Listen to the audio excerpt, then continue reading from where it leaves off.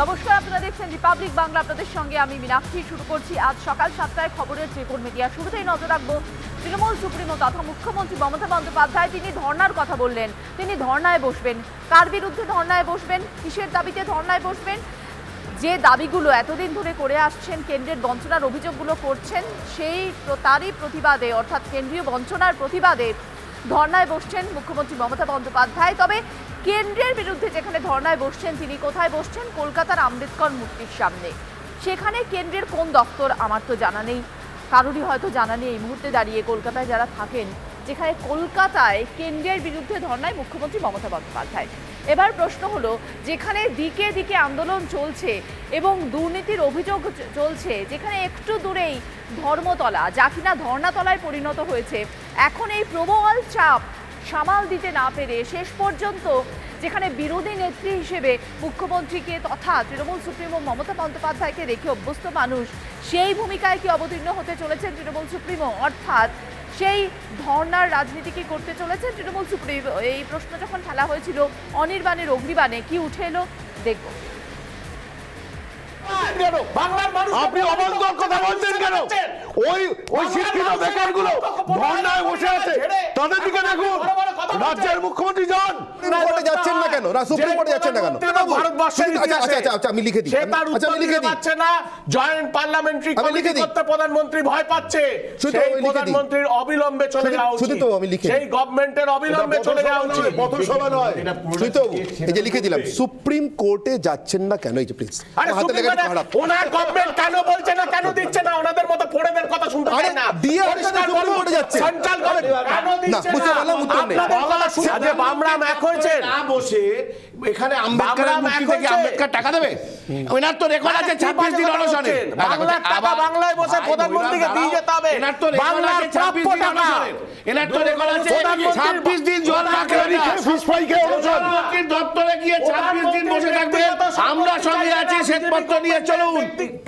প্রতিবারে বাঘে খেয়েছে বাংলার মানুষ। ওই কল্পিত বাঘ থেকে বাঁচানোর জন্য তার পাশে এসে, তার দলের পাশে এসে দাঁড়িয়েছেন। এবার পালের সত্যি বাঘ পড়েছে, আর বাঘ পড়েছে বলেই আশঙ্কায় ভুগছে পুরো তৃণমূল দলটা। তার জন্য এই ধর্ণা নাটক।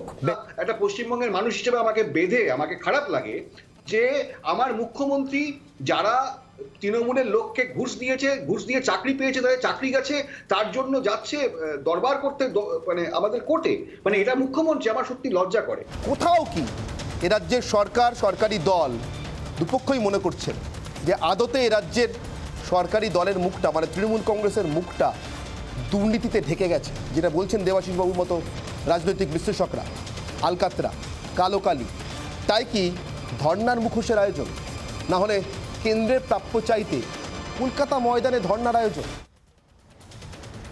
এই মুহূর্তে সরাসরি আমাদের সঙ্গে রয়েছেন অনির্বাণ সিনহা, সিনিয়র এডিটর। অনির্বাণ, যে কথাটা তুমিও বলছিলে যে এই মুহূর্তে দুর্নীতির অভিযোগে এতটাই বিদ্ধ, এবং সেই কালি মোছার জন্যই কি ধর্নার পথ নিয়েছেন তৃণমূল সুপ্রিমো মমতা বন্দ্যোপাধ্যায়? অনির্বাণ, দেখো, গতকাল আমরা ঠিক যে কথাটা নিয়ে আলোচনা করছিলাম, যে কথাটা নিয়ে বিতর্ক করলাম অনির্বাণের অগ্নিবাণে, রাজ্যের মুখ্যমন্ত্রী তিনি বলছেন তিনি মুখ্যমন্ত্রী হিসেবেই, মাথায় রাখতে হবে, তৃণমূল কংগ্রেস নেত্রী, তৃণমূল সুপ্রিমো, তৃণমূল কংগ্রেসের সর্বভারতীয় সভানেত্রী হিসেবে নয়, তিনি নিজেই বলছেন যে তিনি মুখ্যমন্ত্রী হিসেবেই একটি ধর্ণা মঞ্চে বসবেন, ধর্ণা দেবেন। কিসের জন্য? কেন্দ্রীয় সরকারের কাছ থেকে রাজ্যের প্রাপ্য টাকা পাওয়ার জন্য। এখানেই অন্য বিরোধী দলের যারা মুখপাত্র ছিলেন, যারা বিতর্কে এসেছিলেন অংশগ্রহণ করতে, তারা সিঁদুরের মেঘটা দেখছে। তাদের বক্তব্য, যদি রাজ্যের প্রাপ্য নিয়ে কেন্দ্রের সঙ্গে সম্মুখ সমরে নামতে হয়, এবং যদি সেক্ষেত্রে সত্যিই কেন্দ্রীয় সরকারের ভূমিকাটা হয় নেতিবাচক, অর্থাৎ তারা রাজ্যের ন্যায্য প্রাপ্য দিতে চাইছেন না, যার ফলে রাজ্যের মানুষ বঞ্চিত হচ্ছেন, তাহলে মুখ্যমন্ত্রীর ধর্নায় বসার কী প্রয়োজন? মুখ্যমন্ত্রী হিসেবে ধর্নায় বসার কী প্রয়োজন? তিনি তো মুখ্যমন্ত্রী হিসেবে রাজ্যের সব বিরোধী দলকে একসঙ্গে নিয়ে সর্বদলীয় প্রতিনিধি দল তৈরি করে একটি শ্বেতপত্র প্রকাশ করে সরাসরি প্রধানমন্ত্রীর কাছে যেতে পারেন। রাজ্যের সব বিরোধীর সামনেই প্রকাশ্যে থাকবে রাজ্যের মুখ্যমন্ত্রী তথ্য পরিসংখ্যান দিয়ে দেখিয়ে দিচ্ছেন যে কেন্দ্রীয় সরকারের কাছে প্রাপ্য এ রাজ্যের মানুষের বকেয়া কাজের জন্য প্রাপ্য টাকা তিনি পাচ্ছেন না, রাজ্য সরকার পাচ্ছে না, শুধুমাত্র রাজনৈতিক বৈরিতার কারণে। এবং সেই প্রতিনিধি দলে তিনি বিজেপিকেও আমন্ত্রণ করতে পারেন এ রাজ্যের প্রধান বিরোধী দল হিসেবে। বিজেপির তরফ থেকেও সে আগ্রহ এর আগে দেখানো হয়েছে। বামেরা তো, কংগ্রেস তো আগেই বলেছে যে তারাও চান এমন প্রতিনিধি দলের অংশ হতে। একটি মাত্র শর্ত তারা দিয়েছেন যে তার আগে কেন্দ্রের কাছে রাজ্যের প্রাপ্য সম্পর্কে একটি শ্বেতপত্র প্রকাশ করা হোক। শ্বেতপত্র মানে অনেকটা হলফ করে বলার মতো, তথ্য পরিসংখ্যান দিয়ে, সরকারি কাগজপত্র দিয়ে বলা যে কোন খাতে কত টাকা রাজ্য পায় এবং কেন্দ্র কত টাকা দিয়েছে আর কত টাকা বাকি আছে। অথচ তৃণমূল কংগ্রেসের তরফ থেকে যিনি মুখপাত্র এসেছিলেন তিনি সাংবিধানিক নানা দোহাই পারলেন, সাংবিধানিকতার দোহাই পারলেন। সংবিধান ভঙ্গ হচ্ছে, সংবিধানের যুক্তরাষ্ট্র কাঠামো ভঙ্গ হচ্ছে বলে আম্বেদকরের মূর্তির নিচে, সংবিধান প্রণেতার মূর্তির নিচে মুখ্যমন্ত্রী মমতা বন্দ্যোপাধ্যায় ধর্ণা দিতে যাচ্ছেন সেটা বলেন। কিন্তু এই কথাটার কোনো উত্তর দিতে পারলেন না, এই প্রশ্নের কোনো উত্তর দিতে পারলেন না। যদি তাও হয় তাহলে কেন দিল্লিতে বি.আর. আম্বেদকরের মূর্তির নিচে ধর্ণা দিচ্ছেন না? প্রাপ্য তো চাই কেন্দ্রের কাছ থেকে। কলকাতার মাঠে এই খোলা ময়দানে, যার ধারে কাছে ধুধু করছে একটাও কেন্দ্রীয় সরকারি অফিস নেই, এই খোলা মাঠে ময়দানে বসে কোন প্রতীকী প্রতিবাদ আর ধর্ণামঞ্চ থেকে কোন দাবিটা তিনি কার কাছে জানাবেন? নাকি এই কলকাতার ধর্মতলা, যেটা ইতিমধ্যেই ধর্ণাতলায় পরিণত হয়েছে, চাকরি প্রার্থীদের দাবি, সরকারি কর্মচারীদের ডিএর দাবি, বঞ্চিত চাকরি প্রার্থীদের প্রতিবাদ, এই সমস্ত কিছু থেকে নজর ঘোরানোর জন্য এবং সর্বোপরি এই চাকরি প্রার্থীদের চাকরিটা যারা চুরি করেছে আর সে টাকা যেভাবে তৃণমূল কংগ্রেসের নামের সঙ্গে অঙ্গাঙ্গিভাবে জড়িয়ে গেছে, সেই দুর্নীতি, তাতে প্রত্যেক দিন নতুন নতুন করে যেভাবে একজন করে তৃণমূল কংগ্রেসের নেতা বা নেত্রীর নাম আসছে আর তার সঙ্গে যুক্ত হয়ে আরেকজন বন্ধু বা বান্ধবীর নাম আসছে, তার থেকে চোখ ঘোরানোর জন্য এই ধর্ণাতলার রং পরিবর্তনের জন্য, এই ধর্ণাতলার রংটা আর যাই হোক, এই ধর্ণাতলার রংটা কখনোই তৃণমূল কংগ্রেসের ঘাস ফুলের রং নয়। তাই সেখান থেকে চোখ ঘোরানোর জন্য মুখ্যমন্ত্রী হিসেবে ধর্ণাতলায় বসা, ধর্ণা মঞ্চে বসা মমতা বন্দ্যোপাধ্যায়। কার্যত মমতা বন্দ্যোপাধ্যায় কি তাহলে এ রাজ্যে শাসকের আসন ছেড়ে বিরোধী আসনে বসার প্রস্তুতি শুরু করলেন? এই প্রশ্ন কিন্তু মানুষের মনে উঁকি দেবে, বিশেষ করে যখন পঞ্চায়েত নির্বাচন আসছে আর রাজ্যের মুখ্যমন্ত্রী হিসেবে ধর্ণা মঞ্চে বসছেন, ঘোষণা করে বসছেন, তা আবার দিল্লিতে গিয়ে নয়, কলকাতায় বসছেন দিল্লি সরকারের কাছ থেকে প্রাপ্য। একেবারেই অনির্বাণ, যে প্রশ্ন তুমি তুললে আর সেই প্রশ্ন কিন্তু এই মুহূর্তে প্রায় প্রত্যেকটা বাংলার মানুষের মনেই, যে মুখ্যমন্ত্রী মমতা বন্দ্যোপাধ্যায় তিনি যে ধর্নার পথ বেছে নিয়েছেন কেন? অর্থাৎ এই মুহূর্তে দাঁড়িয়ে যেখানে নিয়োগ দুর্নীতিতে জেরবার তৃণমূল কংগ্রেস, সেই জায়গায় দাঁড়িয়ে মুখ্যমন্ত্রীকে কোথাও না কোথাও এই ধর্নার মাধ্যমে অন্য কোনো বার্তা দিতে চাইছেন? মানে সমস্তটা কেন্দ্রের উপরে তিনি কি ছাড়তে চাইছেন? যে দুর্নীতির এই মুহূর্তে তৃণমূল কংগ্রেস বিদ্ধ, সেই দুর্নীতির বিষয়ে গুরুত্বপূর্ণ দিক হচ্ছে অয়নদের কাছেই 100 কোটি টাকা। মানে কত টাকার দুর্নীতি হয়েছে সেটা এখনো পর্যন্ত স্পষ্ট নয়। কোটি কোটি টাকা, 100 কোটি যদি অয়নদের কাছে থাকে তাহলে মাথাদের কাছে কত? এই প্রশ্ন তোলা হয়েছিল সোজাসুজি স্বর্ণালী থেকে উঠে এলো। দেখুন, আপনি কিছুই দেখেননি মাস্টার মশাই, আপনি কিছুই জানেন না মাস্টার মশাই। রাজ্যের শাসক দল, রাজ্যের পুলিশ কিছুই জানে না, কিছুই দেখেনি, শুধু চুরির পর চুরি চলে আসছে। নিজের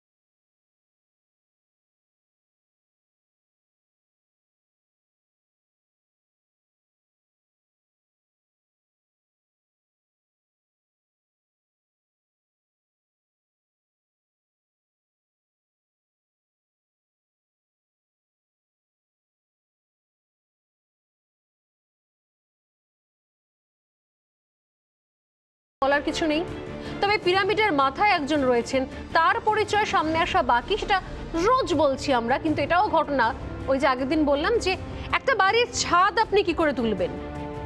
বাড়ির 4টে দেওয়াল, সেই 4টে দেওয়ালে প্রয়োজনীয় পিলার না থাকলে ছাদ ঢালাই হয় না। তাই দুর্নীতির পিলারগুলো সামনে আগে আনা দরকার, সবকটা পিলার, তবে জানা যাবে ছাদে কে বসে আছেন? 2012 সালে ওই লোকটা 2011 নির্বাচনে হারলো পলাশিপাড়ায়, তারপর প্রাইমারি বোর্ডের চেয়ারম্যান হয়ে গেল।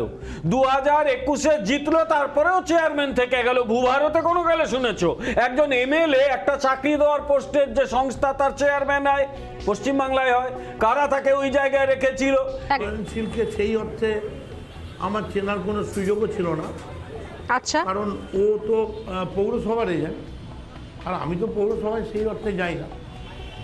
এখন ধরো চলতে ফিরতে আমি তোমার একটা কথা বলি, কিছু না মনে করলে, বা তোমার মাধ্যমে দর্শকদেরও বলছি, সারাদিনে কম করে আমার 10,000 হোয়াটসঅ্যাপ আছে আর 5,000 সেলফি ওঠে, এবং প্রত্যেকটা সেলফি তাদের রিকোয়েস্ট থাকে, দাদা একটু কাঁধে হাত দিয়ে একটু ক্লোজের ছবি চাই। তো আমি এগুলো এন্টারটেন করি, মানে আগে থেকেই বলে রাখছেন যাতে তো দিতে হবে না। রবীন্দ্রনাথ বললেন, তুমি কি কেবলই ছবি শুধু পটে আঁকা। তার মানে অয়নশীলের সঙ্গে ছবি রয়েছে। এখন যদি মনে করতে পারছেন না মদন দা, তার মানে যখন তখন যার তার কাঁধে হাত দিয়ে ছবি ওঠেন, সেই হিসেবে ছবি উঠে গেছে। শ্বেতা চক্রবর্তীকে চেনেন মদন দা? শ্বেতা চক্রবর্তী কিন্তু মডেলিং করেছেন, অভিনয়ও করেছেন, আবার কাবাডি কাবাডি সিনেমা অয়নশীলের প্রযোজনায়। শ্বেতা চক্রবর্তীকে মনে পড়ছে তো নিশ্চয়ই? সেটাকে দেখলেও আমি ছবি দেখেই চিনব, কিন্তু আমার মনে হচ্ছে কোনো এক সময় একবার আমি মিউনিসিপ্যালিটিতে গিয়েছিলাম, তখন একটি মেয়ে ওখান দিয়ে যাচ্ছিল, তো কে বা কারা আমায় বলল যে দাদা আমাদের অ্যাসিস্ট্যান্ট ইঞ্জিনিয়ার জয়েন করেছেন। আচ্ছা, মানে ব্যাপারটা আপনাকে বলি যে কোনো মহিলা জয়েন করেছেন, তার সম্বন্ধে বেশি জানতে যাওয়াটা তো ভালো নয়। ও হুগলির ডাটা অপারেটর ছিল। আমার প্রশ্ন হচ্ছে, যদি সিপিএম এর এজেন্টটা হতো, যদি সত্যি হয়, তাহলে নিলেন কেন? কি অয়নশীল তাকে নিলেন কেন? তৃণমূল কেন নিলেন? এবং আমরা তো এটা কোথাও দাবি করিনি যে ইডি তদন্ত করছে। 2002 কেন? 1802 থেকে তদন্ত হোক। কিসের ভিত্তিতে দেখবো কার কত ক্ষমতা আছে। 1802 থেকে তদন্ত হোক। তৃণমূল করতে পারবে তো? প্রত্যেকটা দুর্নীতিগ্রস্ত লোক, একটা গ্যাং করাপশনে তারা তৃণমূল কংগ্রেস, সব রাজনৈতিক দলের দুর্নীতিগ্রস্ত লোক আছে, একমাত্র তৃণমূল কংগ্রেস হচ্ছে সেই রাজনৈতিক দল যেখানে দুর্নীতিগ্রস্তরা মিলে একটা পলিটিক্যাল পার্টি খুলেছে। সঙ্গে ছবি তোলা সুব্রত দা, কিন্তু কেউ কাউকে চেনেন না। শশী পাজা আগের দিন কি বলেছেন? দুর্নীতি যার যার, দল সবার, দুর্নীতি যার যার।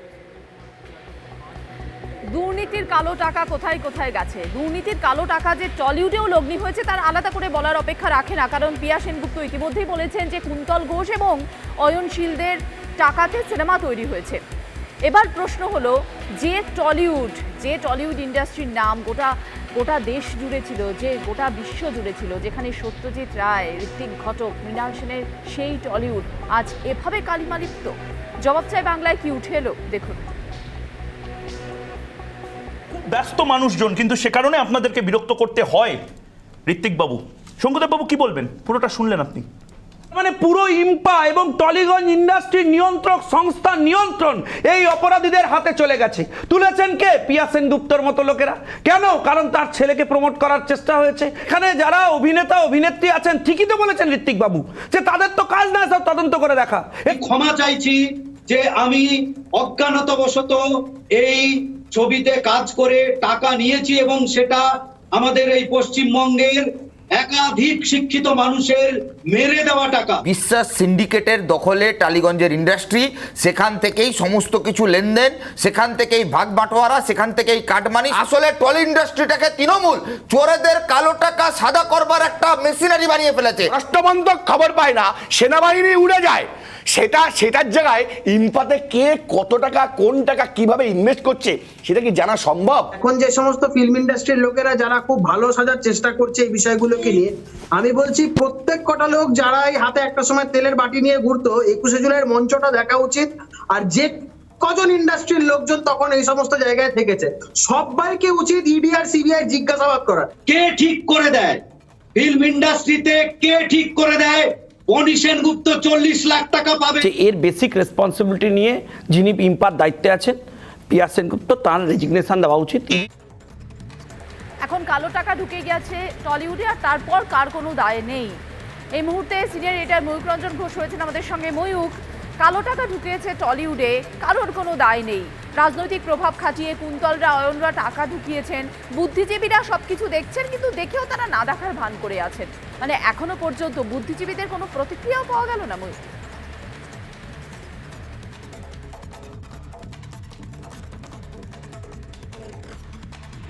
সুপ্রভাত, গুড মর্নিং। চলে এসেছি সকাল সকাল অফিসে, এবং তার পাশাপাশি অত্যন্ত গুরুত্বপূর্ণ যে চাংটা, অর্থাৎ যে অংশটা আপনি দেখলেন গতকাল রাতে জবাব চায় বাংলাতে, যে অংশটা আমি দেখালাম, এবং একই কথা বারবার বলে যাচ্ছি যে তারকা হলে কি 7 খুন মাফ হয়? তারকারা বলছে তাদের কোনো দায় নেই। ঋত্বিক চক্রবর্তীর মতন অভিনেতা ঠিকই বলছেন, হয়তো তিনি বলছেন যে আমি কি করে জানবো? যারা গোয়েন্দা দপ্তর তারা পর্যন্ত জানতো না, যারা পুলিশ তারা পর্যন্ত জানতো না, 3 বছর আগে আমি জেনে যাবো। তাহলে জানবিটাকে? রাজ্য পুলিশের অপদার্থতার জন্য কি তাহলে টালিগঞ্জ বা টলিউড কালিমালিপ্ত হচ্ছে?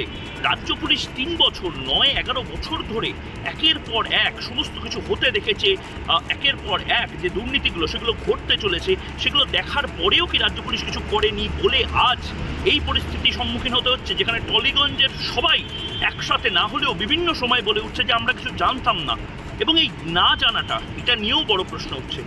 আপনারা তো ইন্টেলেকচুয়াল ক্লাস এবং সাধারণ মানুষের যে ক্লাস, সেই ক্লাসের মধ্যে সর্বপ্রথম ভাগটা যে মিনমিনে চ্যানেলগুলো করেছে, তাতে তো আপনারা সায় দিয়েছেন। সাধারণ মানুষের কণ্ঠ, সাধারণ মানুষের কণ্ঠস্বর হিসেবে উঠে আসা, সেগুলোকে বারবার তো বিভিন্ন সময় আমরা দেখেছি সরিয়ে রেখে যারা ইন্টেলেকচুয়াল, যারা বুদ্ধিজীবী নিজেদেরকে বলেন বারবার, তারা নিজেদের কথা বলেছেন। তবে সেই কথাগুলো কি ভুল না? আসলে এই অবুঝ সাজাটা, সেইটা আসলে একটা মুখোশ। কোনটা মুখোশ কোনটা মুখ, সেটা তো বাংলার মানুষ ঠিক করবে। কিন্তু এই টালিগঞ্জ পাড়া কালিমালিপ্ত হয়ে যাওয়া, এটা আসলে কি বেঙ্গল পুলিশ বা রাজ্য পুলিশ, রাজ্যের ইন্টেলিজেন্স? বাংলার মানুষ এটাও দেখছেন যে একেবারেই আপাতত ধন্যবাদ।